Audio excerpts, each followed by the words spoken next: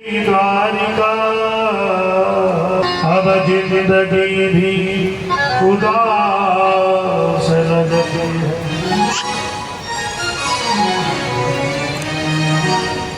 गोपाल मेरे बीमारियां फट गए, पाँव सूझ गए। अब आगे जाने की मेरी हिम्मत ना है। तेरी 1000 बार गरज पड़े तो यहीं पे दर्शन दे जा।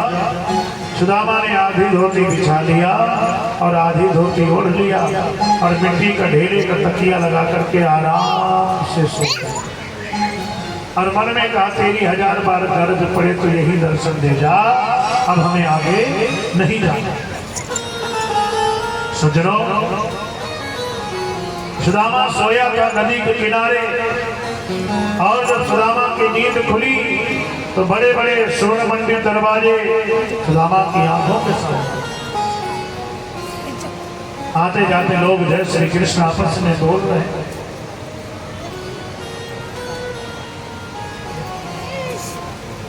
सुदामा ने कही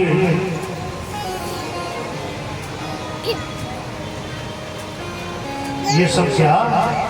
मैं तो नदी के किनारे सोया था। ये बड़े बड़े महल, बड़े बड़े मकान, बड़े बड़े दरवाजे और ये सब लोग, ये सब क्या? मैं कोई सपना तो नहीं देख रहा हूँ। बार बार सुदामा जी पानी से अपनी आंखें धोने, बार बार चुटकियां काटे, मैं जग रहा हूँ कि सो रहा हूँ। इस प्रकार से आश्चर्यचकित होकर के सुदामा जी बैठिए। प्रधान द्वार पर अगर बदमाशी करेगा कल से कथा में नहीं लाएंगे। वहाँ पर 2 द्वारपाल खड़े थे। बैठो। सुदामा ने उन द्वारपालों से पूछा, अरे भैया ये कौन सी नगरी है? द्वारपालों ने कहा ये द्वारिकापुरी है। और जैसे ही सुदामा ने सुना द्वारिकापुरी तो सुदामा ने खुशी के मारे उछल पड़े। ओहो, मेरे मित्र कृष्ण चंद्र की द्वारिकापुरी। सज्जनों, जिस ब्राह्मण के पैर में जूता चप्पल नहीं है, सर ढकने के लिए वस्त्र भी नहीं है, जब उस ब्राह्मण के मुख से निकला कि मेरे मित्र कृष्ण की द्वारिकापुरी, तो दोनों द्वारपाल धड़ाम से सुदामा के चरणों में गिर पड़े और हाथ जोड़ करके बोले, हे ब्राह्मण देवता, मैं आपकी क्या सेवा करूं? तो सुदामा ने कही, ये मत समझना कि कोई गरीब ब्राह्मण है कुछ मांगने के लिए आया होगा। मैं तो हे बसो शीश पगान झगातन पे प्रभु जान गवाई बसो कहीं रामा।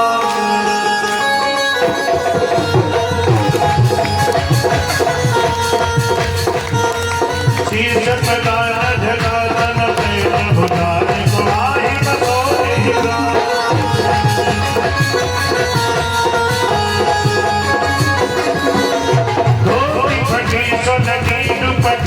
रुकाय रुकान की नहीं सावा।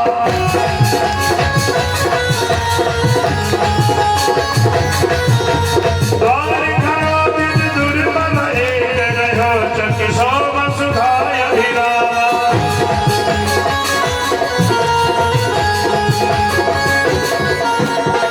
सतदीन दयाल सुधाम बतावत अपनो नाम सुधा।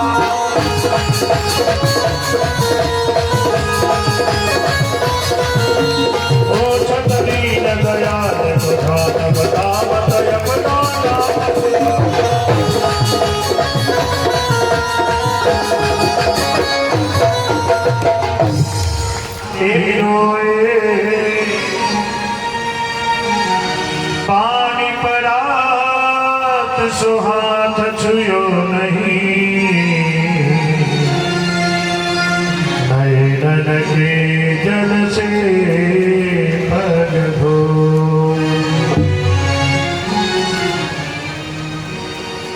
गोविंद ने सुदामा को गले लगा करके इतना रोए।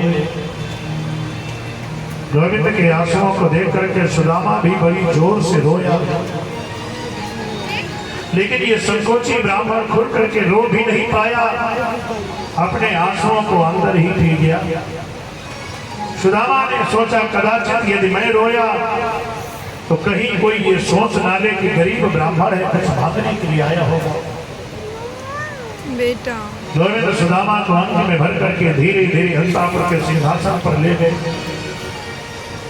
और स्वर्ण मंडित सिंहासन पर सुदामा जी को बैठाया और स्वयं उनके चरणों में बैठे गए।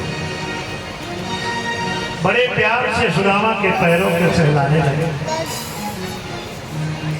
और रुक्मणी को इशारा किया। रुक्मणी जी गई, चांदी की परात लेकर के आई, सुदामा के चरणों के नीचे लगाया और सोने के लोटे में जल भर करके लाई और सुदामा के पैरों के ऊपर जल गिरा रही है और गोविंद सुदामा के चरणों को रगड़ रगड़ के साफ ने कही, अरे लाला ये तू कहा करे कन्हैया, मेरे पामन को काहे को धोवे, मोहि बड़ी शर्म लागे। तो कन्हैया ने कही, विप्र प्रसादात धरणी धरो हम, विप्र प्रसादात कमलावरो हम, विप्र प्रसादात यदिता जितो हम, प्रसादात मम राम नाम। गोविंद ने कहा, आज मैं जो भी कुछ हूँ आप ब्राह्मणों के आशीर्वाद से हूँ, यही तो मेरे पास में धन है, आपकी कृपा से मुझे सर्वस्व प्राप्त है। सुवर्ण मंडित सिंहासन पर श्री सुदामा जी को विराजमान कर प्रभु गोविंद सुदामा के चरणों को धोकर कहा, आपके इस चरणामृत के जल से आज हमारी द्वारिका पवित्र हो जाएगी। बड़े बड़े पहलवान का भी हाथ हार जाएगा। कन्हैया ने कहीं कहा भयो, सुदामा ने कहीं कान में ही कहो, तो सुदामा ने धीरे से कन्हैया के कान में कही, चोरे अभी और कितनी है? गोविंद ने कहा, बहुत है, बहुत 16,108। अरे सुनियो लाला, कन्हैया बोले, कहा भयो? बोले कान में ही कहूं। लाला ये सब अपनी ही है या अगल बगल की है? कन्हैया ने कही, अगल बगल की नहीं, सब अपनी ही है। अच्छा, और फिर भी तू मुस्कुरा रहा है? मेरा तो आशीर्वाद है, तू इसी प्रकार से मुस्कुराता रहे। अरे देखियो, मेरे तो एक है और वह एक के चक्कर में दौड़ा दौड़ा तेरे पास में आना पड़ा, और तेरे पास में इतनी है फिर भी तू मुस्कुरा रहा है।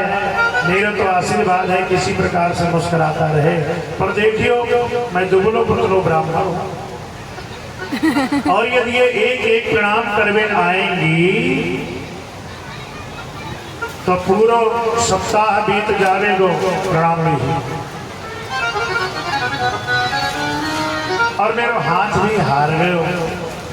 इनकी तरफ से तू मेरे को प्रणाम कर ले, मैं तेरे को आशीर्वाद दे दूं तो सबको मिल जाए। प्रणाम आदि कार्य जब पूरा हुआ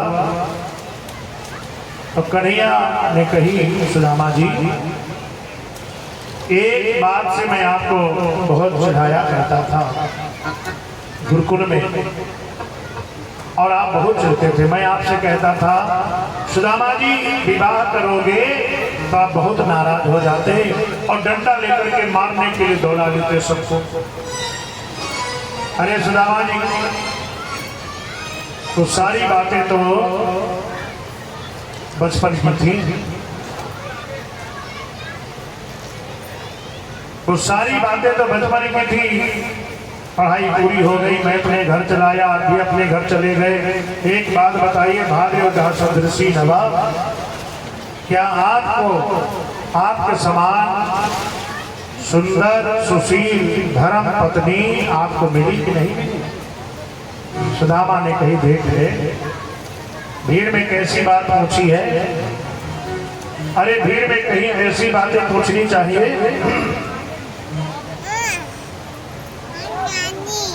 कहाँ नानी है? सुदामा ने कही, ब्याह की परीक्षा बिल्कुल ना है,